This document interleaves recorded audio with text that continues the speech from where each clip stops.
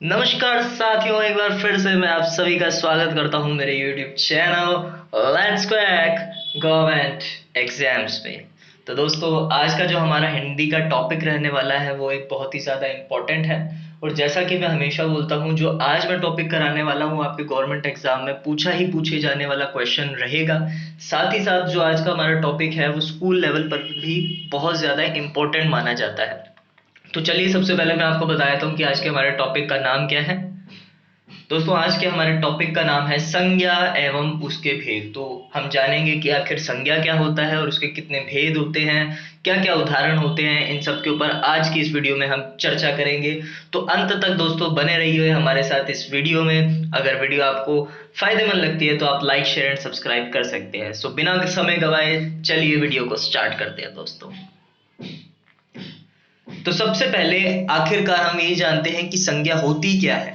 तो जैसा कि आपने बचपन में भी पढ़ा होगा, अपनी किताबों में पढ़ा होगा, किसी भी व्यक्ति, किसी भी वस्तु, किसी भी स्थान यानी किसी भी जगह या किसी भी भाव के नाम को संज्ञा कहा जाता है। जैसा कि आप उदाहरण के थ्रू इसे समझने की कोशिश कीजिए। कुणाल मेरी कक्षा में ही पढ़ता है। अब कुणाल क्या है? यहाँ पर एक व्यक्ति का नाम है कुणाल।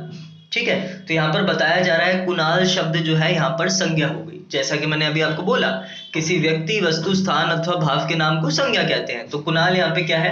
किसी व्यक्ति का नाम है, इसलिए कुणाल जो है यहाँ पर इस वाक्य में संज्ञा हो गया।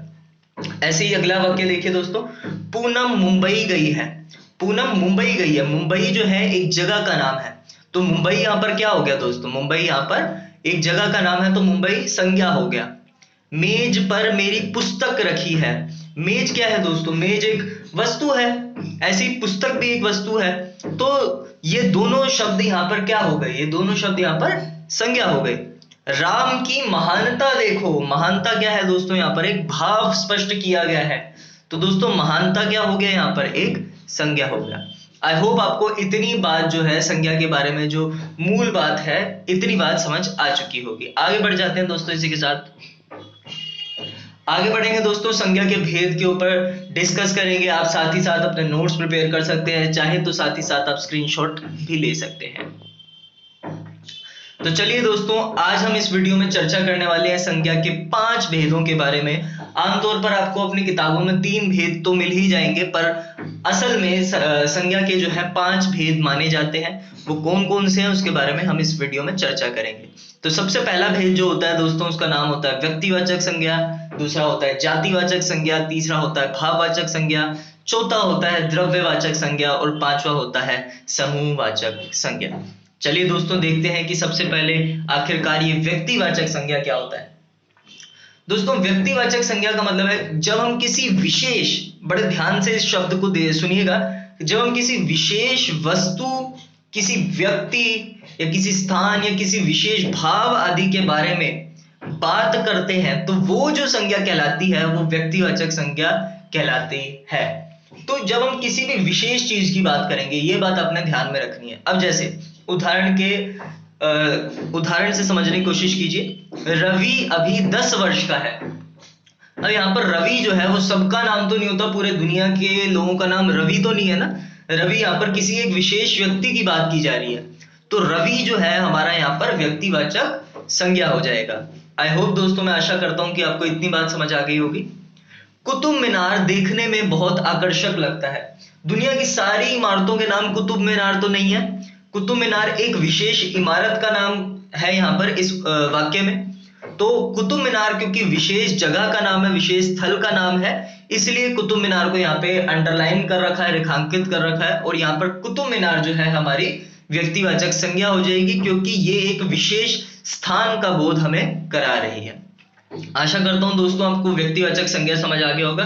चलिए, इसी बात पर मैं आपको कुतुब मीनार दिखा देता हूं। ये है हमारा कुतुब मीनार, एक विशेष जगह। और कुतुब मीनार, जैसा कि आपको पता है, पिछले उदाहरण में हमने डिस्कस किया कि कुतुब मीनार क्या हो गया? एक व्यक्तिवाचक संज्ञा। चलिए दोस्तों, इसके साथ आगे बढ़ते हैं। आगे है दोस्तों जातिवाचक संज्ञा। तो जातिवाचक संज्ञा क्या होती है, इसके बारे में चर्चा करते हैं। ऐसे संज्ञा शब्द जो किसी भी आम वस्तु, प्राणी, स्थान अथवा भाव आदि की जाति का बोध कराते हैं। जब किसी की जाति का बोध होता है ना दोस्तों, वहां पर जातिवाचक संज्ञा होता है। मतलब यहाँ पर कोई विशेष व्यक्ति, वस्तु, स्थान अथवा भाव की बात नहीं होती, पूरी जाति की ही जब बात होती है तो वो जातिवाचक संज्ञा कहलाता है।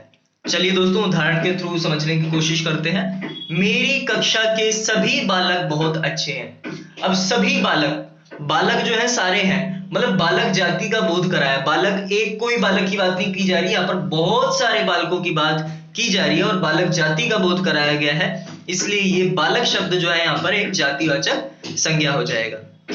अगला उदाहरण देखिए दोस्तों, मेरे पास बहुत सारी पुस्तकें हैं। अब पुस्तक यहाँ पे किसी एक विशेष पुस्तक की बात नहीं की जा रही, कहा जा रहा है कि पुस्तकें हैं, यानी बहुत सारी पुस्तकें हैं। पुस्तकें शब्द जो है यहाँ पर बहुत सारी पुस्तकों की जाति आदि का बोध करा रहा है, इसलिए पुस्तकें शब्द यहाँ पर जातिवाचक संज्ञा हो जाएगा। सभी जानवरों की अपनी विशेषता होती है। अब जानवर यहाँ पर किसी, मैंने एक विशेष जानवर की बात नहीं की, जानवरों की जाति की बारे में बात मैं यहाँ पर कर रहा हूं, तो जानवर शब्द जो है यहाँ पर जातिवाचक संज्ञा हो जाएगा। चलिए दोस्तों इसी बात पर ये देख सकते हैं आप, सभी जानवरों की अपनी विशेषता होती है, जैसा कि आपने पिछले उदाहरण में देखा, तो आप यहाँ पर देख सकते हैं सभी जानवरों की अपनी अपनी विशेषता है। इसी के साथ दोस्तों आगे बढ़ जाते हैं भाववाचक संज्ञा की ओर। भाववाचक संज्ञा दोस्तों जैसा कि नाम से ही पता चल रहा है, ऐसी संज्ञा जो किसी के भाव, गुण, दोष, दशा, अवस्था आदि का बोध कराती है, वो कहलाती है हमारी भाववाचक संज्ञा। जैसे कि दोस्तों उदाहरण के तौर पर हम लेते हैं, मेरा नाम सुनते ही उसे क्रोध आ गया। क्रोध यहाँ पर क्या है दोस्तों, एक क्रोध एक भाव है, तो भाव बताया गया है, तो ये भाववाचक संज्ञा है।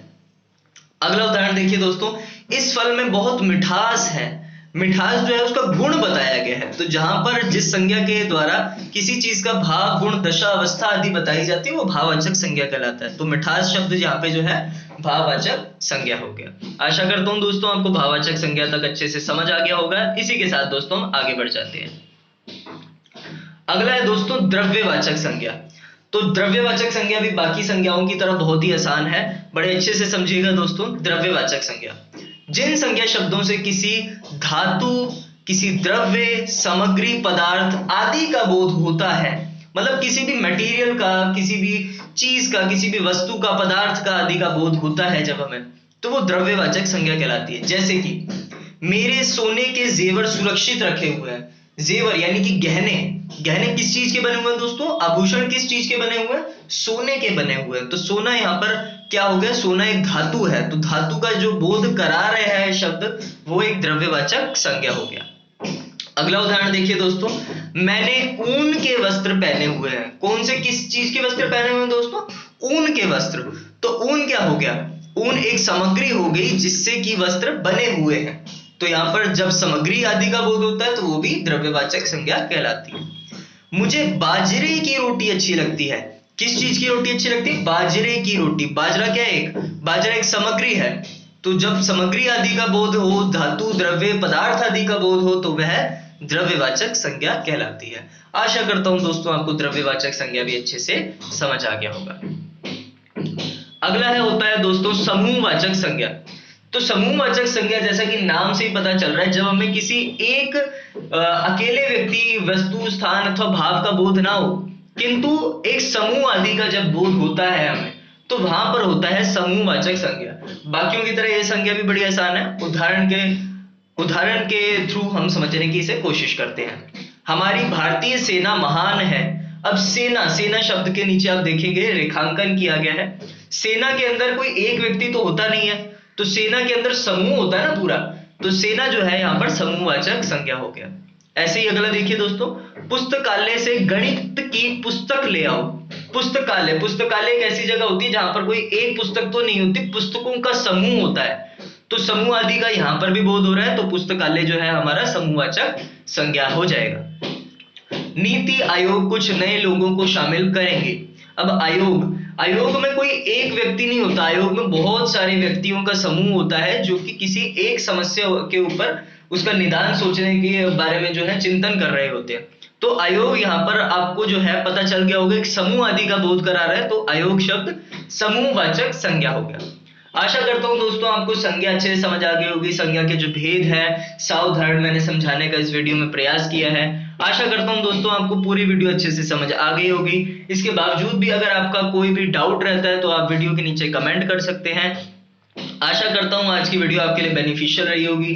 अगर वीडियो आपके लिए बेनिफिशियल थी तो आप लाइक शेयर एंड सब्सक्राइब कर सकते हैं। तो आज के लिए दोस्तों बस इतना ही, मिलते हैं अपने नेक्स्ट वीडियो में फिर किसी नए टॉपिक के साथ। तब तक के लिए दोस्तों बहुत बहुत धन्यवाद।